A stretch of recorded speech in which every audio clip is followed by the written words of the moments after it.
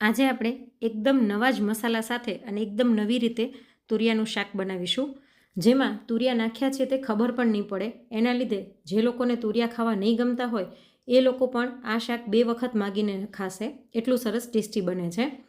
આજનો વિડીયો જો પસંદ આવે તો વિડીયોને એક લાઇક કરી અને ચેનલને સબસ્ક્રાઈબ જરૂરથી કરી નાખજો અને વિડીયોને વધુમાં વધુ શેર પણ કરજો. તો ચલો વિડીયોની શરૂઆત કરી દઈએ. સૌથી પહેલાં આપણે એક સ્પેશિયલ મસાલો તૈયાર કરવાનો છે, જેના માટે થઈને મિક્સર જારમાં લગભગ 5 ચમચી જેટલા કાળા મરી અથવા તો 15થી 20 દાણા કાળા મરીના લઈ લઈશું. સાથે એક નાનો તજનો ટુકડો, 1 ચમચી આખા ધાણા, અડધી ચમચી જીરું, અડધી ચમચી વરિયાળી, 1 મોટી ચમચી જેટલા સફેદ તલ, સાથે 1 મોટી ચમચી જેટલા શિંગદાણા, અહીં મેં કાચા જ શિંગદાણા લીધા છે, અને સાથે 1 ચમચી જેટલું સૂકા કોપરાનું છીણ લઈ અને આ બધાને આપણે ગ્રાઇન્ડ કરી લઈએ. તો આનું આવું અધકચરું ટેક્સચર રાખવાનું છે અને આ મસાલાના કારણે સુગંધ એટલી સરસ આવે છે અને શાકનો ફ્લેવર પણ ખૂબ જ સરસ આવશે આના લીધે. તો હવે આને સાઈડમાં મૂકી અને આપણે એક ખાંડણી લઈ લઈએ. એમાં 1 મોટી ચમચી જેટલી લસણની કળી, 1 મોટો આદુનો ટુકડો, 8થી 10 લીમડાના પાન, 1 લીલું મરચું, સાથે ચપટી મીઠું અને અડધી ચમચી લાલ મરચું પાવડર નાખી આને આપણે ખાંડી લઈએ. તો 1 ચમચી જેટલી આપણી આ પેસ્ટ બનીને તૈયાર થઈ છે. હવે આપણે તુરિયું લઈ લઈશું. એકદમ કૂણું હોય બી વગરનું એવું તુરિયું લેવાનું. તુરિયાનો ઉપર અને નીચેનો ભાગ મેં કટ કરી લીધો છે અને હવે છાલ ઉતારવાના ચાકાની મદદથી આની આપણે છાલ ઉતારી લઈશું. જે જાડો રગનો ભાગ હોય ને એ જ આપણે ઘસીને કાઢવાનો છે. વચ્ચે થોડી થોડી કૂણી છાલ આપણે રહેવા દઈશું, એનો સ્વાદ સરસ આવે છે. અને આ જે તુરિયાની આપણે છાલ કાઢીએ છીએ એને તમે તડકામાં સૂકવી અને પછી કોઈ પણ કઠોળમાં રાખશો તો કઠોળમાં ક્યારેય પણ તમારે જીવાત નહીં પડે. તો આ પણ એક સરસ ઉપયોગી એવી ટીપ છે. તો અહીં મેં તુરિયાને છોલી લીધું છે.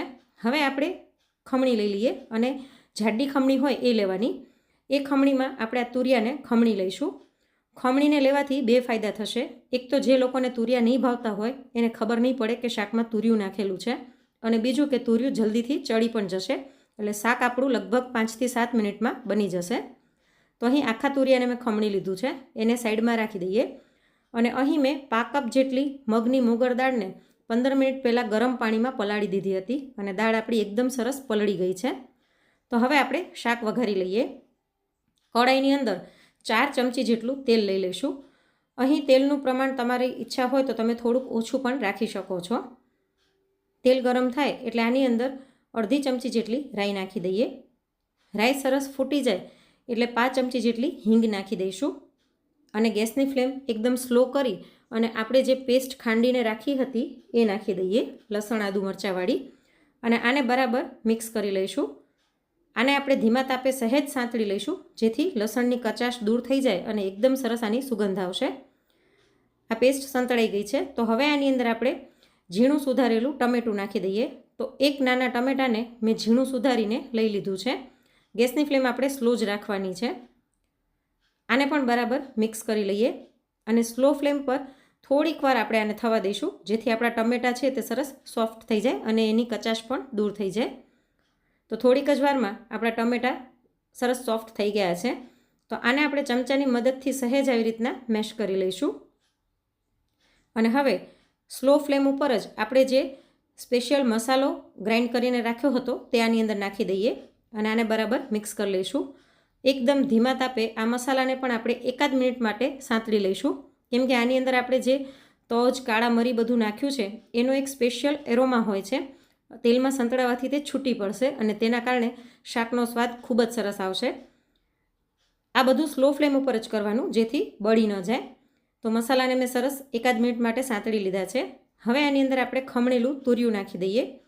તો આ એક તુરિયાની મદદથી પણ તમે ઘરમાં રહેલી 4 વ્યક્તિ માટે આ શાક બનાવીને તૈયાર કરી શકશો. એટલે તુરિયા ઓછા હોય તો પણ આપણે વધારે લોકોને સર્વ કરી શકીશું. તુરિયાનો પોતાનો કોઈ સ્વાદ નથી હોતો, એટલે આ આપણે જે ગ્રેવી તૈયાર કરી છે મસાલાવાળી એની સાથે તુરિયાને સહેજ આપણે સાંતળી લઈશું જેથી તેમાં ફ્લેવર સરસ બેસી જશે. સાથે જ સ્વાદ પ્રમાણે મીઠું નાખી દઈએ. આપણે લસણવાળી પેસ્ટમાં મીઠું નાખ્યું હતું એટલે એ પ્રમાણે સાચવીને મીઠું ઉમેરવાનું. તો આ બધું જ સરસ મિક્સ થઈ ગયું છે અને 1 મિનિટ આને સાંતળી લીધું છે જેથી તુરિયા એકદમ સરસ ફ્લેવરફુલ થઈ ગયા છે. અને હવે આ સ્ટેજ ઉપર આપણે આની અંદર પલાળેલી દાળ ઉમેરી દઈએ. તો દાળનું મેં બધું જ પાણી કાઢી લીધું છે. તો દાળને આની અંદર નાખી અને બરાબર મિક્સ કરી લઈશું. તુરિયામાંથી પણ ઘણું બધું પાણી છૂટું પડે છે, તો આની અંદર અત્યારે આપણે ખાલી અડધા કપ જેટલું જ પાણી એડ કરીશું. જે મિક્સરમાં આપણે મસાલો ગ્રાઇન્ડ કર્યો હતો તેમાં જ મેં પાણી નાખી હલાવીને આની અંદર નાખી દીધું છે. તો હવે આને બરાબર મિક્સ કરી લઈએ અને સ્લો ફ્લેમ પર ઢાંકીને આને થોડીક વાર થવા દઈશું. વચ્ચે એકાદી વખત આપણે હલાવી લઈએ. તો લગભગ 5 મિનિટ જેવું થઈ ગયું છે. 5 થી 7 મિનિટમાં આપણા તુરિયા ખમણેલા હોવાને કારણે સરસ ચડી જશે અને દાળ પણ ગરમ પાણીમાં પલાળેલી હતી એટલે એ પણ એકદમ સરસ ચડી જશે, વાર નહીં લાગે. તો અહીં તુરિયા અને દાળ બંને ચડી ગયા છે. હવે આની અંદર આપણે મસાલા કરી લઈએ.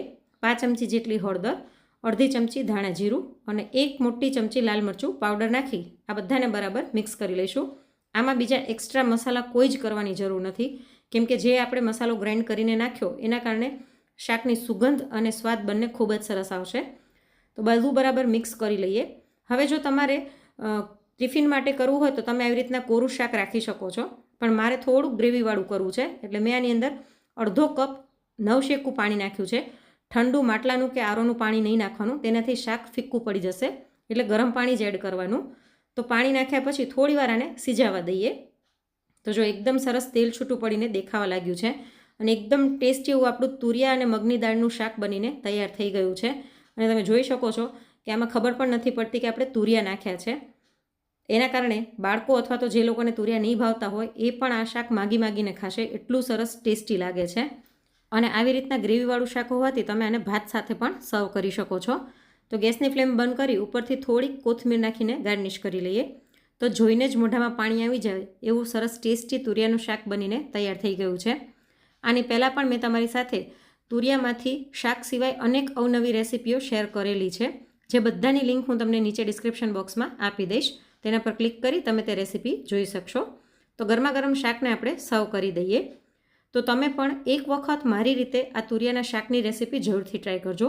અને આજની આ રેસીપી તમને કેવી લાગી અને તમે કયા શહેરમાંથી મારા વિડીયો જોઈ રહ્યા છો તે મને કોમેન્ટ કરીને જરૂરથી જણાવજો.